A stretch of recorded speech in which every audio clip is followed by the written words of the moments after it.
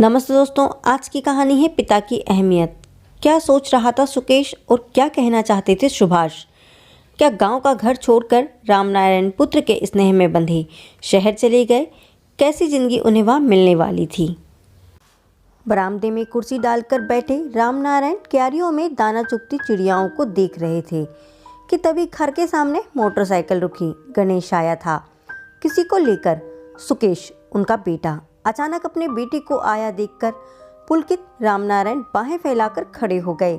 गणेश तो प्रणाम कर कर चला गया और सुकेश ने पिता का स्नेह और आशीर्वाद पाने के बाद कहा, चलिए बाबूजी, मैं आपको लेने आया हूँ। आप कब तक यहाँ अकेले रहेंगे? शहर चलिए, वहाँ ढंग का फ्लैट ले लिया है हमने। सब कुछ इतनी जल्दी हुआ कि रामनारायण असमंजस में पड़ गए। फिर संभल कर बोले, हाँ हाँ ठीक है, तुम बैठो तो।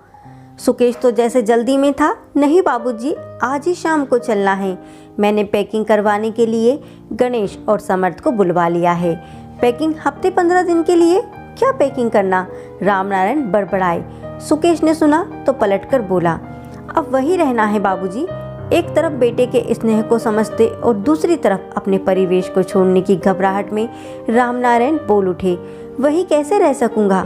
तभी उनके परम मित्र और पड़ोसी सुभाष हाँक से लगाते हुए दरवाजे पर आ खड़े हुए। अरे भाई, सुकेश आया है तो क्या आज मंदिर नहीं चलोगे? रामनारायण को अनमना देखकर सुभाष भी चुप हो गए।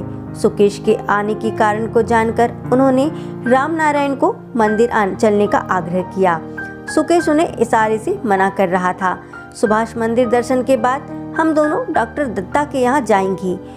वहाँ बड़े ऑफिसर स्वास्थ्य और शिक्षा संबंधी योजनाओं की जानकारी देने आ रहे हैं। कोई बात नहीं, आप सुकेश बेटा से बात करो, मैं घर खबर करवाता हूँ कि बेटा शहर से आया है, खाना स्पेशल होना चाहिए। तभी वहाँ बंटी धड़धड़ाता हुआ आया। आते ही गुहार लग गई, बाबूजी, मेरा परसों गणित का पेपर है, घबराहट में मेरी जान निकली जा रही है, थोड़ा गाइड कर दो। तभी उसकी नज़र सुकेश पर पड़ी।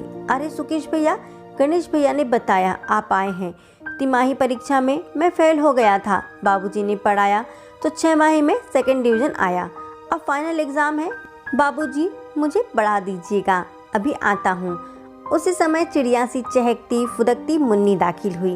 बाबा चलो जल्दी से, मैं बहुत सारे सब्जी और फलों के बीज लाई हूँ, पिछवाड़े ज़मीन में बोते हैं। अचानक से सुकेश को देखकर मुन्नी सहम कर चुप हो गई। सुकेश ने मुन्नी का हाथ प्यार से थाम कर कहा, चलो मैं भी चलता हूँ तुम्हारे साथ। तीनों पिछवाड़े जाकर बीज बोने लगे। मुन्नी ने कहा, माँ कह रही थी इनमें बहुत जल्दी फूल आएंगे, बाबूजी आप जल्दी लौट आएंगे ना? यह कहते हुए मुन्नी की गालों पर आंसू झलक पड़े। जरूर लौट आएंगे बाबूजी तुम्हारे, मुन्नी के आंसू पोंछते हुए सुकेश ने कहा। मुन्नी खुश हो गई पर समझ ना पाई कि सुकेश और बाबूजी क्यों रोए थे। सुकेश के मनाही का सिर हिलाने पर भी वह सुभाष के साथ मंदिर की ओर चल पड़े। सुभाष ने सुसंकित स्वर में पूछा, हमेशा के लिए? कहीं पुश्तैनी मकान बेचने का इरादा तो नहीं है? रामनारायण जी का मन मंदिर में भी नहीं लग रहा था। वे जल्दी लौट आए। सुकेश पैकिंग करने में लगा था। रामनारायण जी ने पूछा, फ्लैट खरीद लिया? इतने पैसे कहाँ से आए?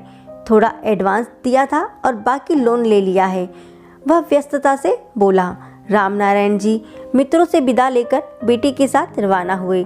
मन में 100 सवाल उठ रहे थे। घर पहुंचते ही बहू ने अच्छे से आवभगत की।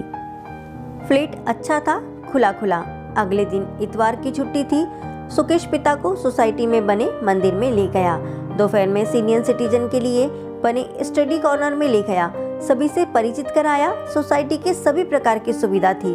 दिनचर्या जल्दी से सेट हो गई थी। बस एक बात उन्हें कचोट रही थी, इतने दिन हो गए मकान बेचने की बात नहीं उठी। संडे को उसका मन लेने के लिए रामनारायण जी ने बात निकाली। सुकेश बोला, नहीं पिताजी, उसमें तो अम्मा की यादें हैं। गणेश को बोल आया हूँ, साफ सफाई करवाता रहेगा, हम दीपावली मनाने वहीं जाया करेंगे। पिता का मन हल्का हो गया, जैसे किसी ने छाती पे रखा बड़ा सा पत्थर हटा दिया हो। लोगों की बातें सुन सुनकर मन में ना जाने कितनी गिरहें बना ली थी, जो धीरे धीरे खुल रही थी। ये अंतर्वेदना वह किसी से कह भी ना सके।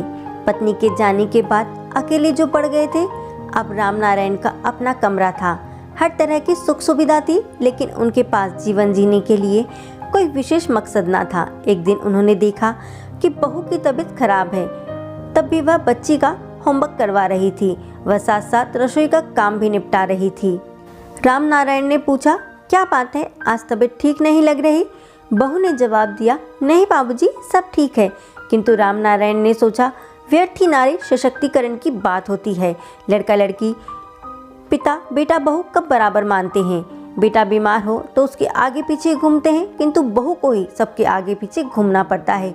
तभी उनके मन में एक विचार आया कि वो बोले, बेटा सुकन्या बेटी को आज से मैं होमवर्क करवाया करूँगा और तुम्हारी रसोई के काम में मदद करूँगा। अब मैं तुम्हारे साथ हर काम में सहयोग से जीवन व्यतीत करूँगा।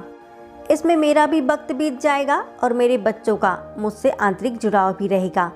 अगर मेरी पत्नी होती तो वो भी शायद यही करती। बस इसी सोच के साथ रामनारायण की ज़िंदगी चल पड़ी एक नए रास्ते पर।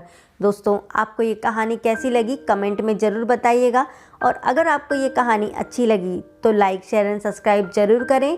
जय हिंद, जय भारत। फिर मिलेंगे अगली कहानी के साथ दोस्तों। वंदे मातरम।